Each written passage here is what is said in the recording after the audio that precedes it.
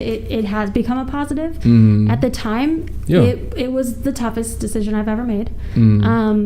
A lot of tears went into that, a lot of turmoil, a lot of self-reflection. I really sat with that for a while. But what was happening to me in that moment, and this really speaks to that connection between physiology and anxiety, because what was happening was my body really couldn't sustain that type of lifestyle.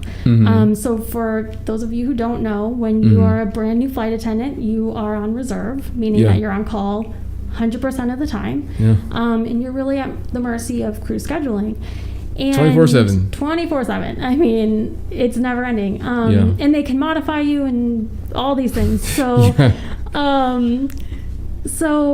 it was tough. Like for me, it felt very much like sitting at the phone waiting for like a boy to call me. You know what I mean? Like it was.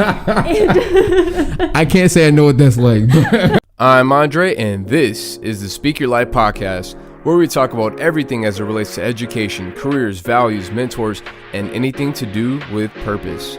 We do this one impactful conversation at a time, whether it's solo dolo with yours truly or our amazing guests to share stories, industry insights, encouraging words, and calls to action that can help you get closer to your why. Become a part of the Speak Your Life community by subscribing today to the podcast and following us on Twitter, Facebook, and Instagram at Speak Your LYFE, because life without your why is meaningless.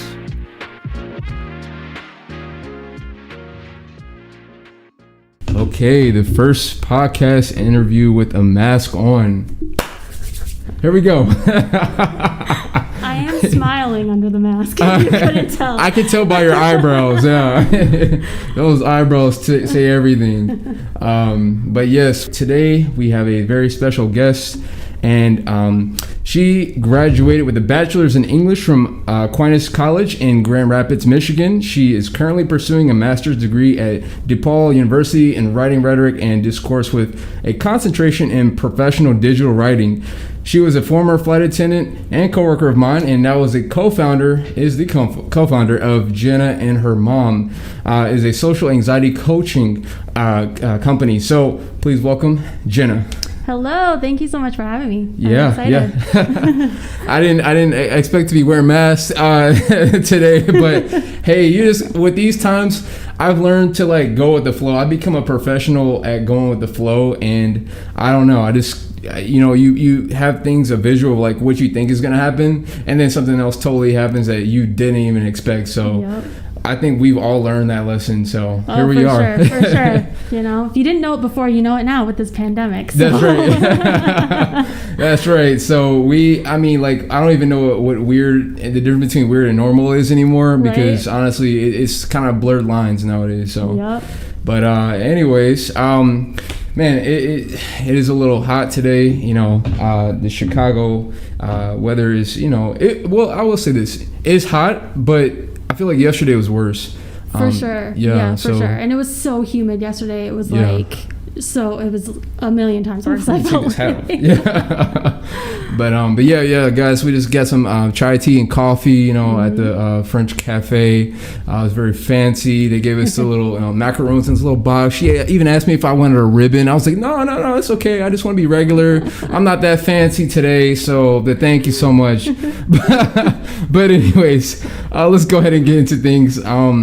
So Jenna, tell everybody your story. And before I say that, I want to make sure I pronounce your last name correctly. Is it Jenna VanderWeyden? VanderWeyden. Yes, very close. Very common mistake there. Okay, VanderWeyden, and that's Dutch, right? It is Dutch, yeah. Okay. My dad's from the Netherlands originally, so whole Dutch side of the family. Nice, so, nice, awesome.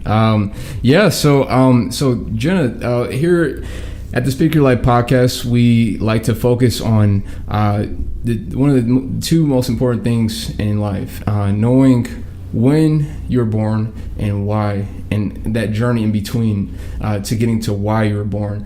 So give us a little insight onto that. Just share, some insights about, the time you were born. If you don't want to give specific dates, we can just talk about the era, what cartoons were going, what the culture was like, and then transition to why you feel like you were born. Sure. Well, I was born in 1989, and I am happy to say that. Hey, there we go. We actually, if you follow us, we actually use that. So you'll see that come up occasionally in our stuff. We use it for our price points. And the message behind that is actually the science that we base our coaching on was available in 1989 when I was born. Cool. We didn't have access to it at the time, and my life would look pretty different had we known the things that we know now. So for us, that's a pretty significant thing, and we like to bring that in, pay a little homage to that.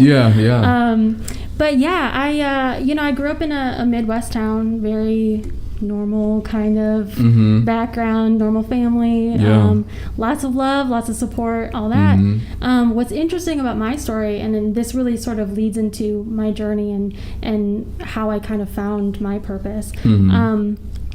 I was looking at old photos with my mom just a couple weeks ago, and it was funny because I'm looking at these photos and I'm seeing this young girl who looks perfectly happy doing family things, school functions, and I could remember those moments, and I remember just feeling this like insane panic. Wow. And that was my life. I mean, that was really like from my earliest memories. I just remember being absolutely terrified of everything, of going to school, of leaving my house, of even being in my house. I mean, I had anxiety like when I was home alone,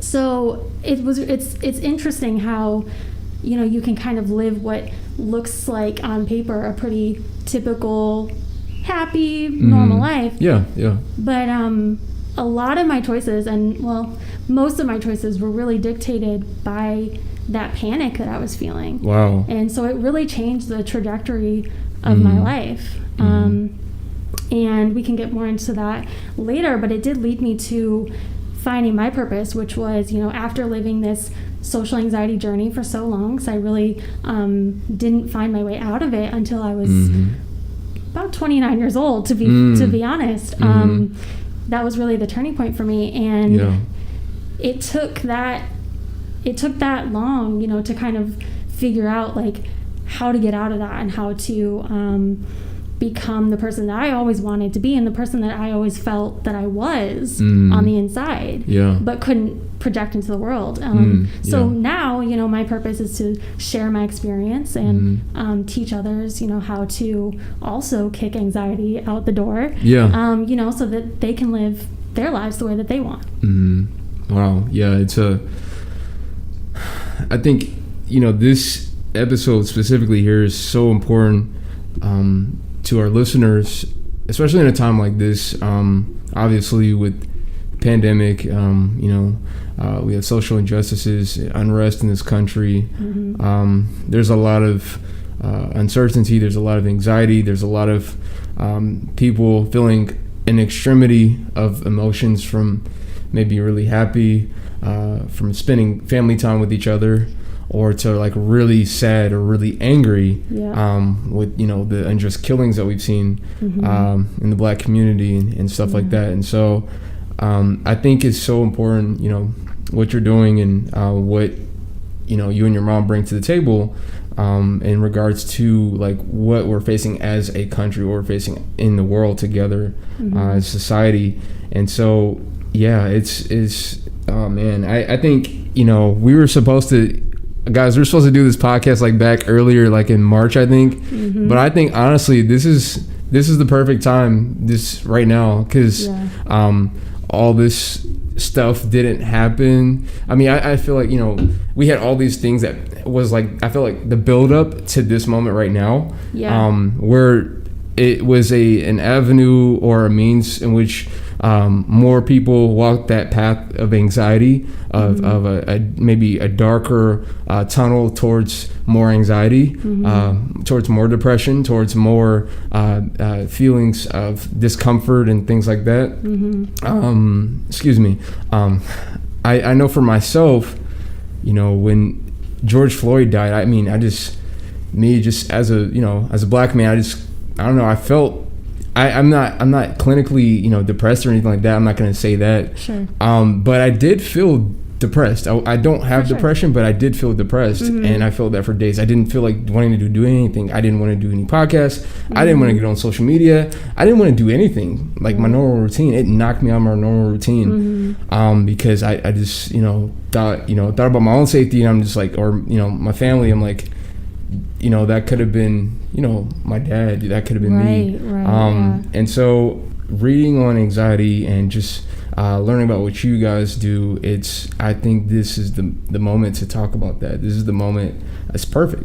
For sure. Yeah. I totally agree, because, and also, with the pandemic, this is sort of, we have this built-in pause. Like we were talking about this earlier, we have this built-in pause where we can kind of step back and start to reevaluate things, or, do some of that work that we've been putting off. And I think as a nation, as well as individually, I've really felt personally that I've taken this time to kind of work on some personal things that I was, putting off, because life is busy, and, and we're always doing something, and I'm really goal oriented, so I'm always kind of pushing toward that next thing. And this time I think has, again, like as a global community, as well as individually, I think it's a time to step back and kind of build some self-awareness and start asking ourselves some tough questions. I agree. I totally agree. And so walk us through that moment where you're at United Airlines. Shout out to United. Hey, and still love you guys. Still love you. And you're just like, man, all these people in the plane just give me anxiety. I'm out of here. I need to start my own thing. Like, walk us through that moment. Like, what was that like where you just realize you need to do your own thing. You need to, there's something that's in you that you feel like you need to release that could be beneficial and a gift to the world. Sure. It was, I wish I could put that positive of a spin on it, and in the end it has become a positive. At the time, it was the toughest decision I've ever made. A lot of tears went into that, a lot of turmoil, a lot of self-reflection. I really sat with that for a while. But what was happening to me in that moment, and this really speaks to that connection between physiology and anxiety, because what was happening was my body really couldn't sustain that type of lifestyle. So for those of you who don't know, when you are a brand new flight attendant, you are on reserve, meaning that you're on call 100% of the time, and you're really at the mercy of crew scheduling. And 24/7. 24/7. I mean, it's never ending. And they can modify you and all these things. So, it was tough. Like for me, it felt very much like sitting at the phone waiting for like a boy to call me. You know what I mean? Like it was. I can't say I know what that's like. No, you're on the other end. I would be the caller.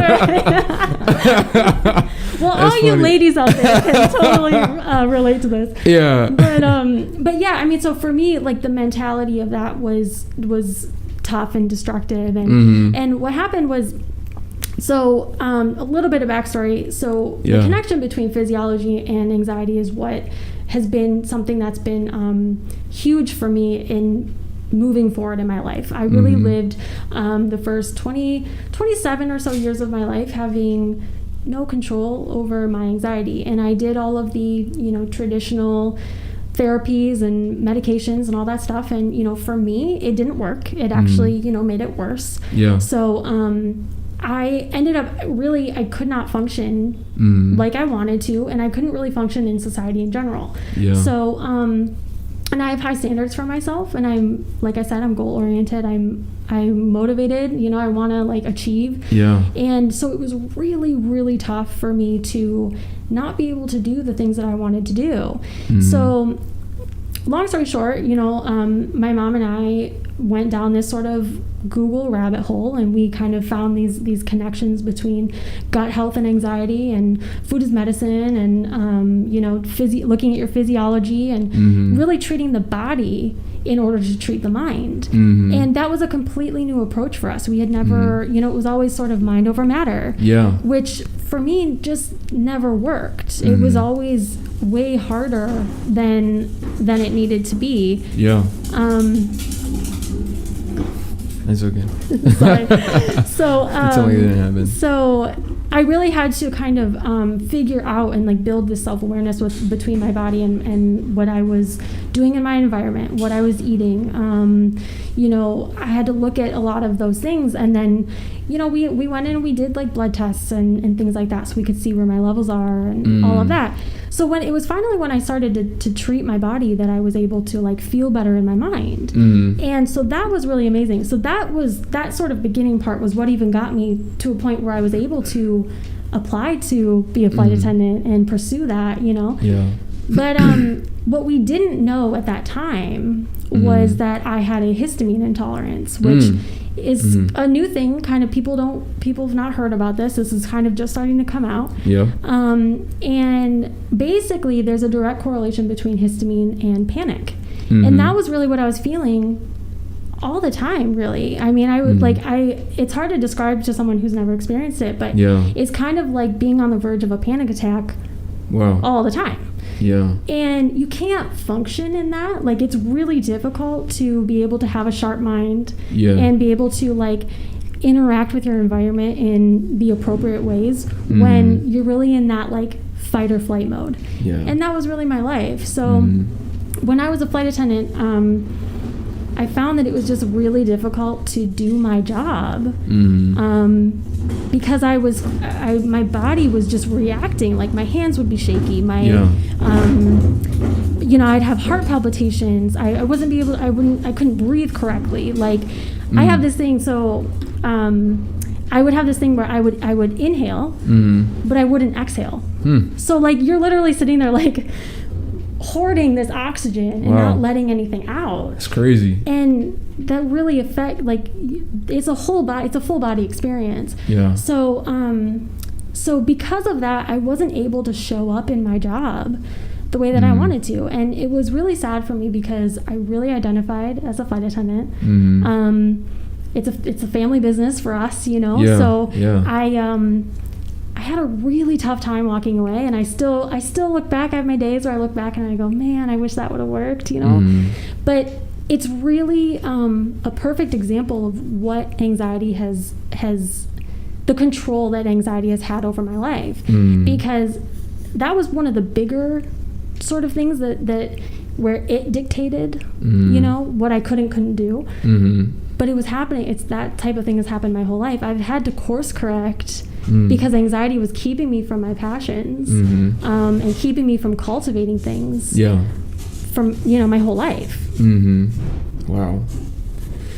Yeah, that's crazy. You know,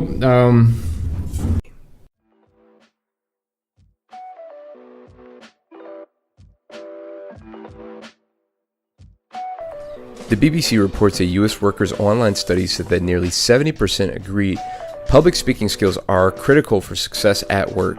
Maybe you are a student looking to become a prime candidate for that internship, or might I say full-time position, or maybe you have already been in the job market for some time now and you just want to stand out amongst your coworkers looking to get that raise you feel like you've been passed up for too long now. Go to speakyourlife.com/private-lessons. That's speakyourlife.com/private-lessons. Again, that's speakyourlife.com/private-lessons to become a better communicator tomorrow by signing up today.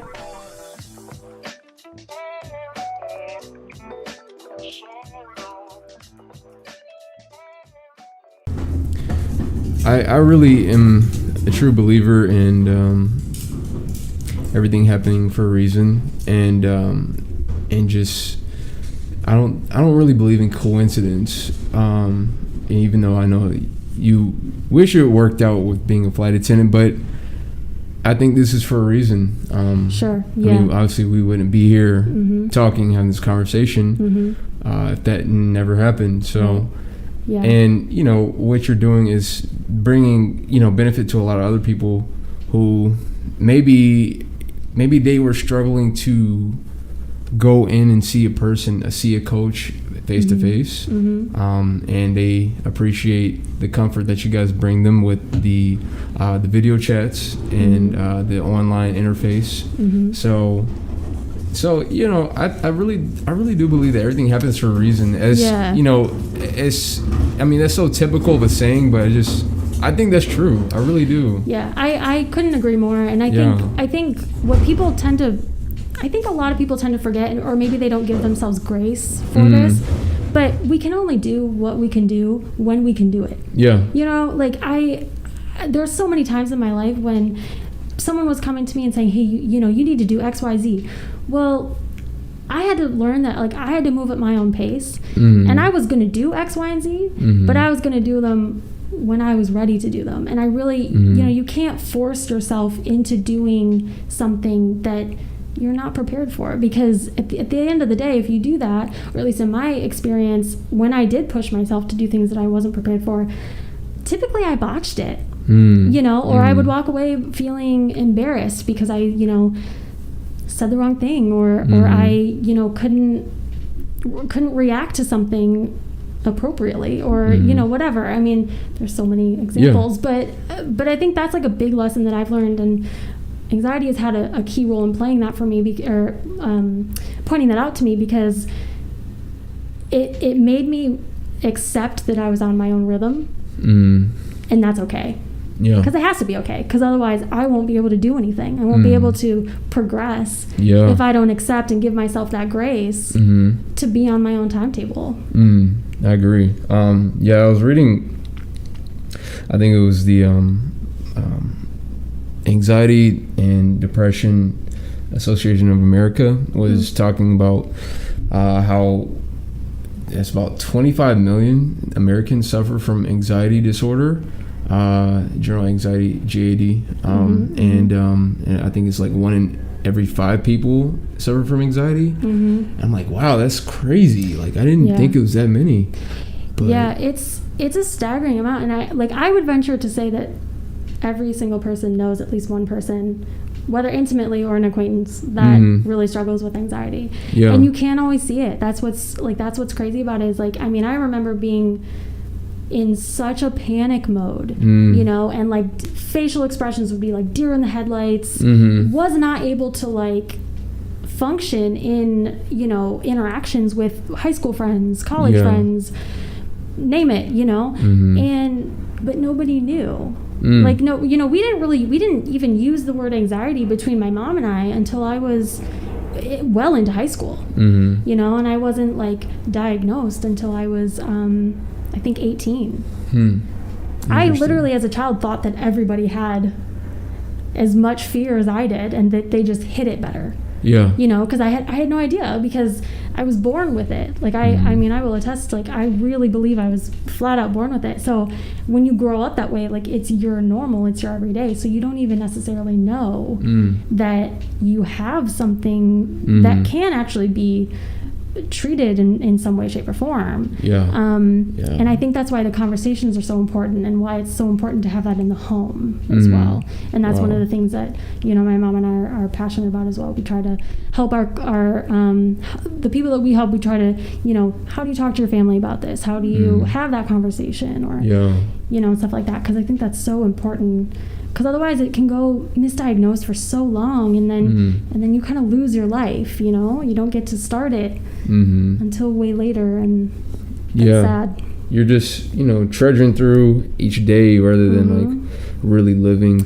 Yeah, you're in survival mode, and that's how I spent the majority of my life, really, up until my mid-20s. I was strictly just trying to survive most days. Wow, so wow, that's crazy.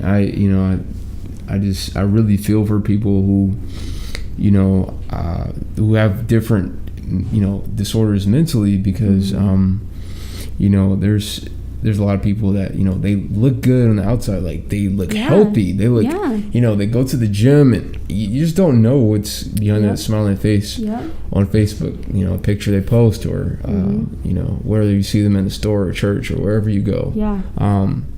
And you see, you know, on the news of people, whether it's anxiety or depression, you know, they take their own lives, and you're just like, wait a minute, like, I literally just saw this person the other day, like, talking, having a good time, laughing, and just chilling. And then now I see this, like, it just doesn't even make sense. So I guess, you're right. You really just never know. And that's why it's, you know, so important for people to really, you know, for people that you really care about, to really dive in and you know, how are you doing? How are you really doing? You know, having those conversations, because you just never know. And I think it's like adding to that as well, because checking in is obviously massive, but it's also about checking when things are not working. You know, when you're doing some sort of treatment or some sort of therapy or whatever, if it's not working, you have the right to question it. You don't have to accept the status quo. And that was big for us, because, you know, I like, nothing against any traditional treatments. If they work for people, fantastic. Like, I that's amazing, and I'm honestly jealous of you. You know, but it's when those treatments aren't working, like, you don't have to accept the anxiety. You don't have to accept that you're limited by these things that are going on in your body and your mind. There are other solutions, and, you know, we're all about finding the right for you solution, you know, because everybody is different. So what works for me is not necessarily going to work for anybody else. And I think it's important to build that self-awareness and really learn from your body. Like, your body is speaking to you, you know, and if you pay attention and you learn how to listen, you can do a lot of things, like thrive. Exactly. Like, not just survive. So, exactly. And so, just like, what is, like, I feel like, what is, like, a practical like tip you would offer to the audience, like, for lowering anxiety, especially the ladies out there, because you know, because the report that I was reading also mentioned that, you know, women are twice as likely to suffer from GAP, general anxiety disorder, compared to men, and I think it has something to do with how they take in or absorb serotonin or something like that.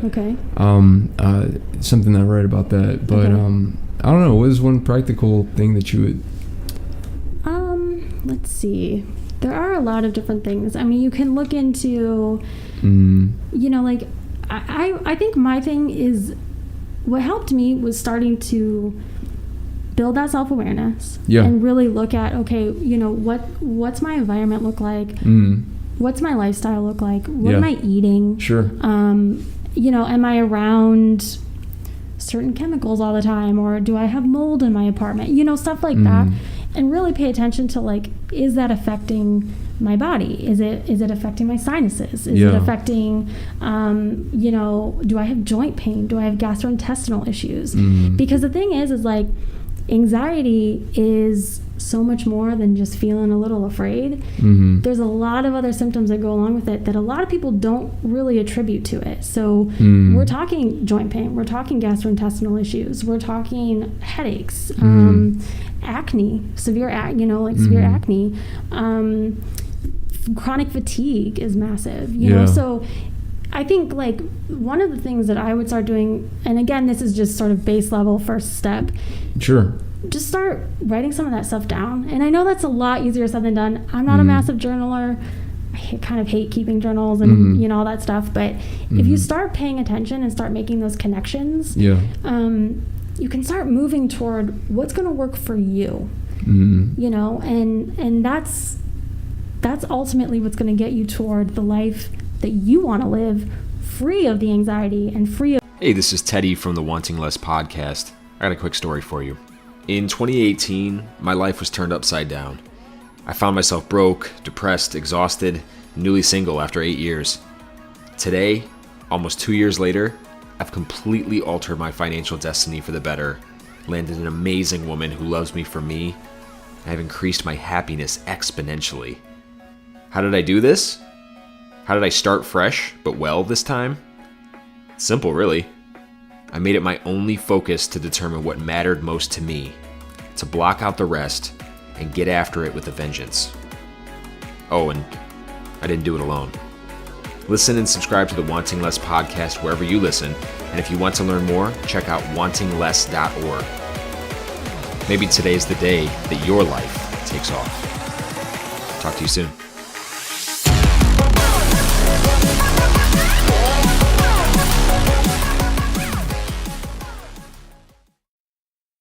Of where the anxiety is leading you. Wow. Yeah, that's I always hear about journaling when it comes to like people suffering from like any mental disorder or anxiety, depression, whatever like that. Journaling, I hear it's very therapeutic and going to counselors or things like that as well. So there's like so many things that people can do, but I guess sometimes when people are in it, like it's just like, where do you start? Right. Yeah, I think that's the toughest point, and that's where we try to come in. We meet you where you are. That's like one of our biggest philosophies is like, we're gonna meet you where you are. We've been there.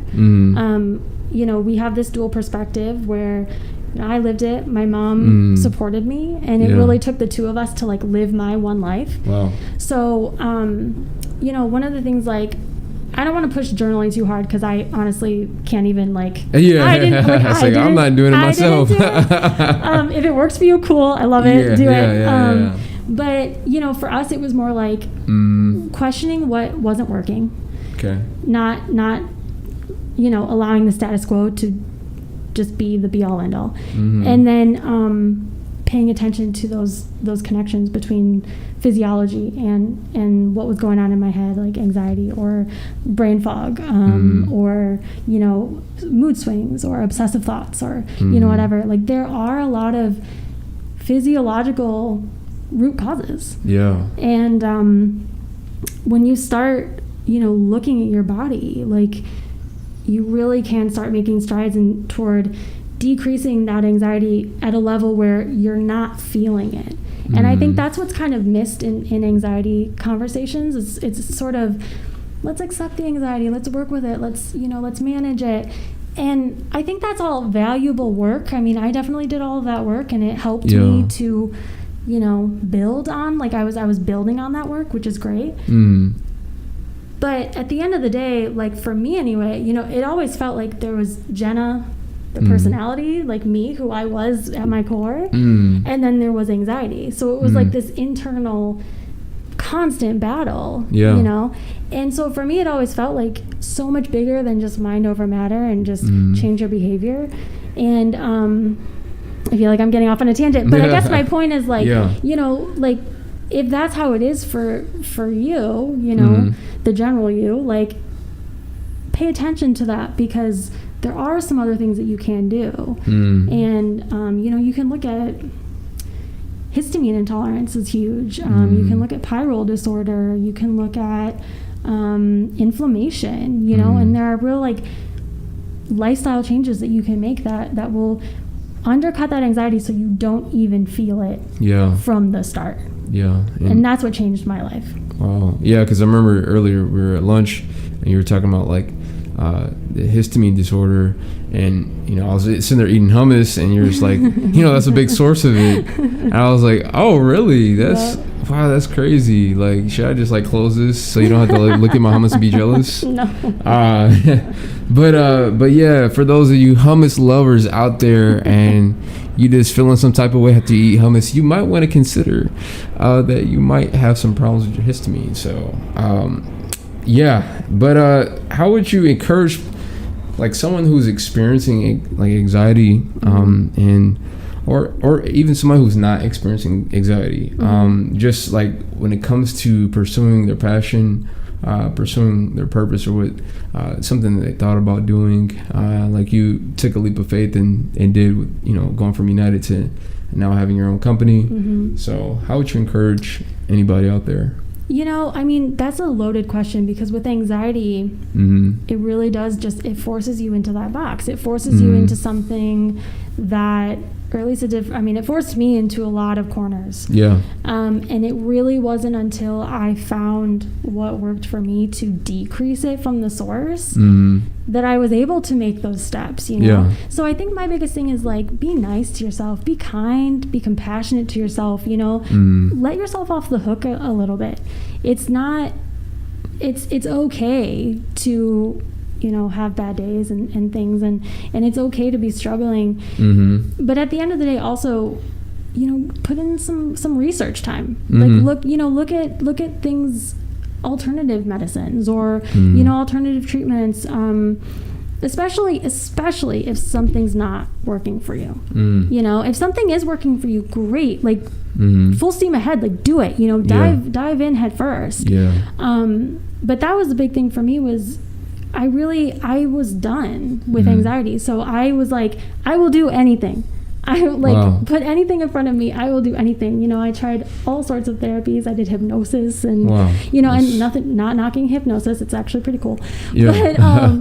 But I tried a lot of different things. And so when it came down to okay, we need to look at some lifestyle changes. We might need to tackle some dietary changes. We might need to, go organic, or, whatever it was. I was down because I was so tired of not being able to be me. I wasn't able to present myself to the world. Yeah. So I think, number one would be just give yourself some grace, and know that you have options. You really do. You have some options. Yeah, you do. There's a thing called Google out there. Yeah. And we're totally available at Jen and her mom. DM us anytime. We're completely here for anybody who this is resonating for. So. Yeah. And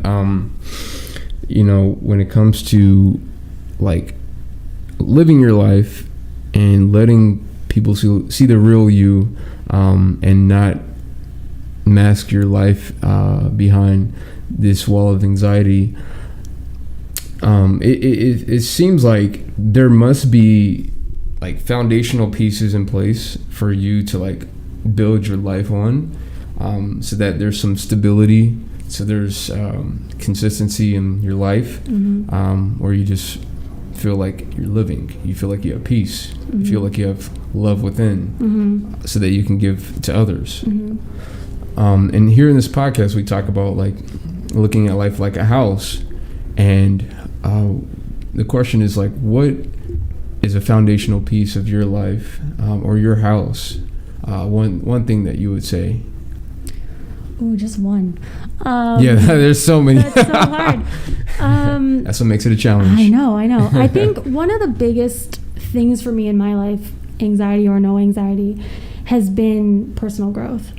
I'm all about personal growth. Every single day I want to be a better version of myself than I was the day before. And I really bring that into everything that I do, whether it's school, work, friends, relationships, whatever. I'm constantly, that's really my drive in life, and understanding too that doesn't necessarily mean that I'm going to achieve some sort of trophy or a certificate in something, or another degree, or whatever. It's about, you're about to get a master's, so. We'll see. But yeah, I think it's for me, it's just, there's satisfaction in living every day to the best of your ability. And if that means on that day that you're sitting home with your jammies on, watching some Netflix all day, girl, do it. You know what I mean? But if it also means getting out and grinding, do it, And so for me, that's that's been a massive thing for me in my life, just in general, holding myself to a standard that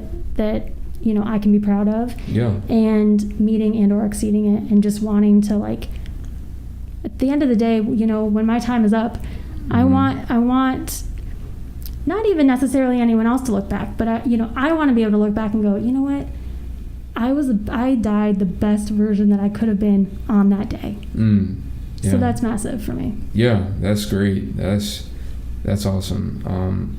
Yeah, I think people like the deeper side of you, like the real, I don't know the word I'm looking for, but just like the it's like the spirit within is like, you know, when you feel like you've done different things, had different experiences, you want to know that you had a full life. You want to know that, you know, you live like life to the fullest and felt fulfillment, not just acquired things, Right. Not just had accomplishments, but actually fulfilled life. Because there are people, you know, Tony Robbins, I always like quoting him. He always like says, you know, achievement without fulfillment is like the biggest failure. And so for people to be able to have that fulfillment and, you know, have those achievements is even a bonus. So yeah, like that's what it's all about, like, you know, and that's what it, you know what we're here doing.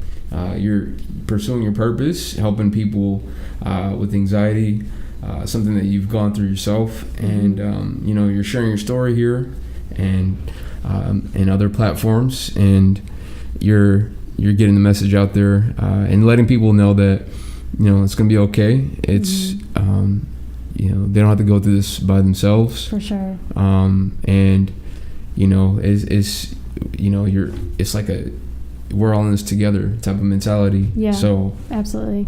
So yeah, that's awesome. That's awesome. And so now we're gonna transition into the question of the day. Okay. So just a random question, and today's question of the day is, what's been your favorite quarantine video, either on YouTube or TikTok? I'm the worst millennial ever. I've never seen a TikTok video. And I don't spend much time on YouTube. That is, oh man. Oh, I failed your podcast. Yep, this is all over. We're done here. Cut, yeah, you know what? Cut. Just I'm gonna just turn this off right now. Okay, let me answer it this way. Can I answer with like, because I have like a TV film background. I'm obsessed. I love TV and film. Sure. So I'm gonna plug Normal People on Hulu. If you've not streamed it yet, it's definitely rated R for the kids out there. But it is so good. If you're interested in like relationships, even like mental health journey. And it's not too heavy on that, but I mean, the story is beautiful, and the show is like beautifully shot, beautifully written. Let's do a whole other episode on just talking about Normal People, because I love it so much.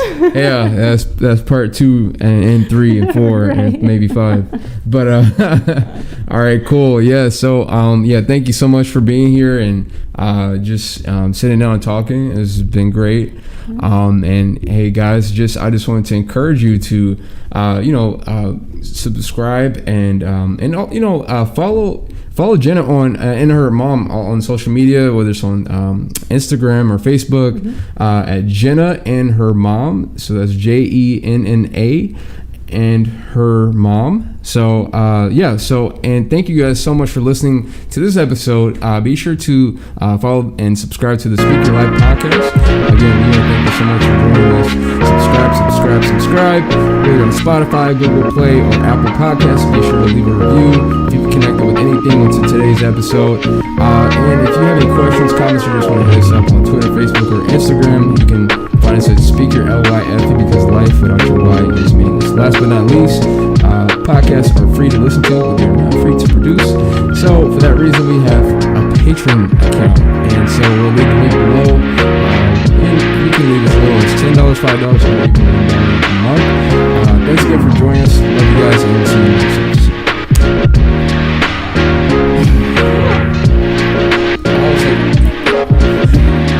It was at one point that the camera actually went. So that's why when you were like looking at it, I was like, let me like look at it over just so she